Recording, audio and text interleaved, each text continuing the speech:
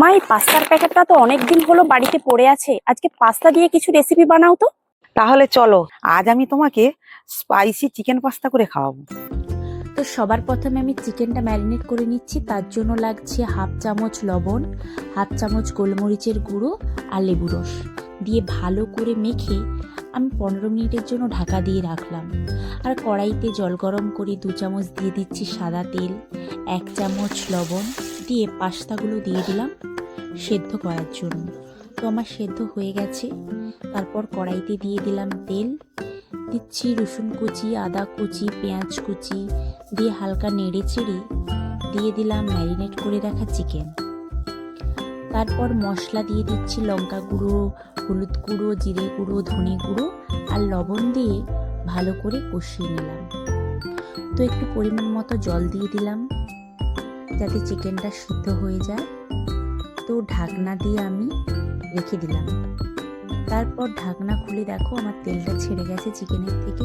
তারপর দিয়ে দিলাম লঙ্কা কুচি, গাজর কুচি, বিনস কুচি, তারপর টমেটো কুচি দিয়ে ভালো করে নেড়ে চেড়ে কিছুক্ষণ আমি ঢাকা দিয়ে রেখে দিলাম যাতে সবজিগুলো ভালো করে সেদ্ধ হয়ে যায়।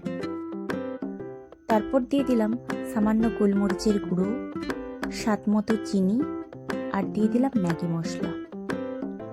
তো দেখো ভালো করে আমি মিক্সড করে নিলাম সবজি আর চিকেনের সাথে।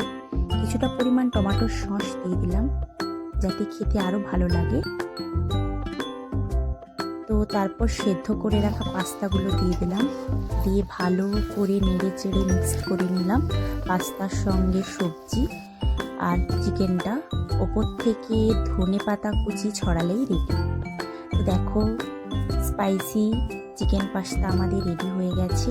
তো দেখতে কত সুন্দর হয়েছে। তো তোমরাও কিন্তু চটপট বাড়িতে ট্রাই করো।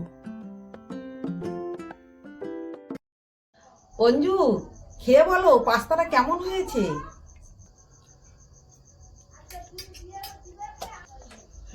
মা, চিকেন পাস্তাটা কিন্তু দারুণ হয়েছে।